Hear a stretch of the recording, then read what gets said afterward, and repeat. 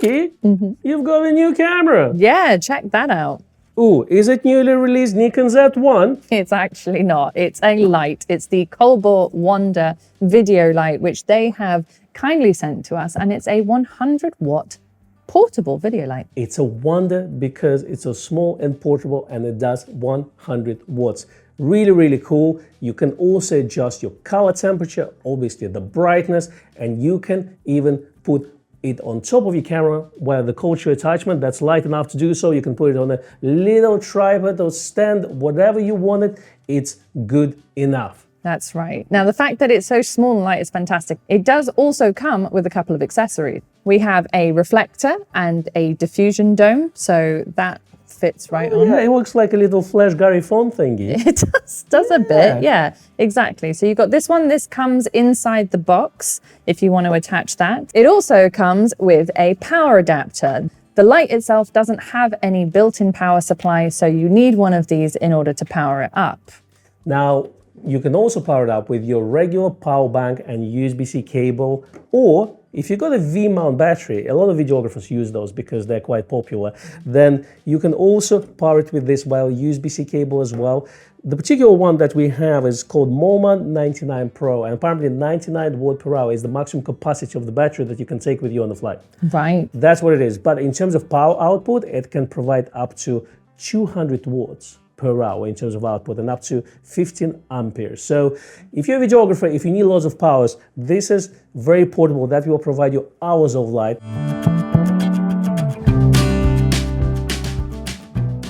There are plenty of optional Colbor accessories, including a portable battery, which actually goes on the bottom, and then you can hold it almost like a little stand. We don't have one of those to show you. What we do have is actually the umbrella reflector, which comes with this type of diffuser. You can see that. So you've got a little grid diffuser. You obviously have a little cloth to go on top as well. And it's got a little mount there, so it should just go straight on the light. It should go straight on the light.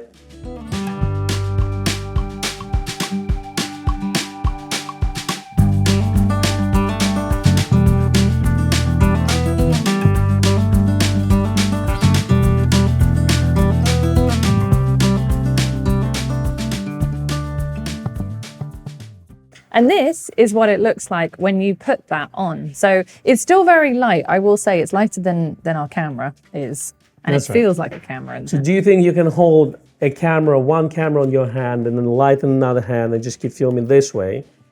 You potentially could, actually. The only problem is the power supply. You'd have to use the Colbor portable battery to do that. But there you go. That's what it looks like. It's working. It's working. So this is, we're looking at 20%, so I'm just gonna scroll up, keep going to 75, and this is supposed to be 100%. Oh, look at that. Yeah. So much light.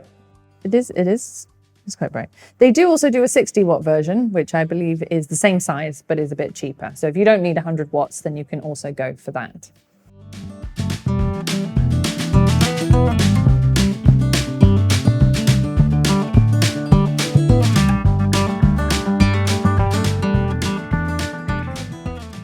Okay, let's walk you through the controls of this light. So let's turn it on. All you have to do is just press on button. The knob just on the screen controls the color temperature of the output of this light. So we go from 2700 Kelvin all the way up to 6500 Kelvin. So pretty good. We would normally set to something like 5600 for daylight, and that's gonna do a really good job. Now the knob above the screen controls the power of light, and as you can see, if you just rotate the knob, it does it quite precisely, but if you push the button on the side, that will increase or decrease the power of light in about 25% increments. So if you want to adjust it really quickly, you can do it this way.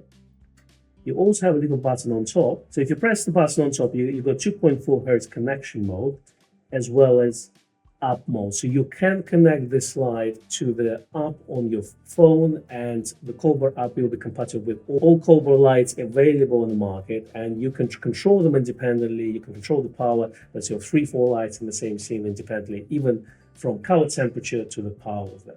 But this light also has an effects mode, which is set up through the application on your phone. So you can set the effects, for example, lighting through the application, add the sound of lighting in the post, so to make the whole scene very believable. So you can be creative with this light if you want to. It's not just your normal 100-watt light output.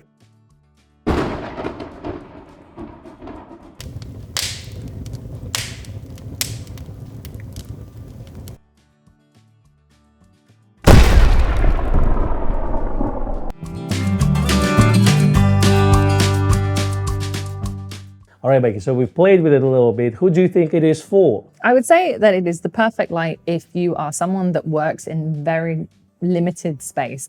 I have an extremely small home office, so when I'm recording the podcast, I'm struggling with lighting, with the fact the camera's too close, and with a number of other factors. If you're a content creator, a YouTuber, a streamer, or anything like that, this is small and light enough, and you can reduce the power enough that it gives you just the right amount of light you need for video creation. I'd also say if you're working out and about in the field and you need something lightweight, then this is lighter than the camera, which is really nice. So you can literally, as you demonstrated earlier, hold it in one hand and have your camera control in the other hand. Yes, absolutely. You mentioned the space, and yes, some of us who are filming from their flats and tiny English rooms, you don't have time or space to set up a big softbox. As simple as that. So the thing about the Colbor Light is that they design accessories, very small accessories around it, which is very useful. The fact that it's 100 watts, even a couple of years ago, the light that would give you 100 watts of light would be fairly big. And to have it in such a small package, that is fantastic. The technology has improved quite a bit. Now, keep in mind, if you use your portable bank to power it outside, it's only going to give you 70% of light, so it's about 70 watts, let's say that. So it's not going to be powerful to overpower the sun, but as a fill-in in the shadow areas is going to be quite useful. But also, let's say if you're photographing at nights, or if you're filming at nights or somewhere in the dark areas, you're going to be absolutely fine. The quality of this light is a lot better than those cheap LED panels, so you can actually put it on a hot shot of your camera, it's light enough to handle this, and film it directly from POV view. The fact is that it retails only at £169 also makes a lot of difference for the people on the budget, because generally those lights would start at about £250, £300 as well. That's right. And just to reiterate, it is a much better quality light than an LED panel. We have been through LED panels. We've got small ones, we've got big ones, and none of them produce the same kind of light as these do. The parabolic softbox is £43. Okay. So we got one of those. That's nice. Exactly. Again, parabolic box is probably enough for one person. I wouldn't leave like two people with it. But again, if you are streaming online, playing all sorts of video games, or doing a Nikon live chat, that should be good enough for this type of work. So we are quite pleased with it overall. Yes, and I would say that this is going to become a staple in our at-home recording. I will be putting it into my small office space so that I can record the Nikon report from home and still have decent enough light. In my massive studio in my house, I use massive light banks. That's right. I know you've got much more floor space than I do in your home studio. Thank you, Colbor, for sending us this light. If you like this video, give us a like and subscribe. And if you found it super useful, there's always super thanks as well.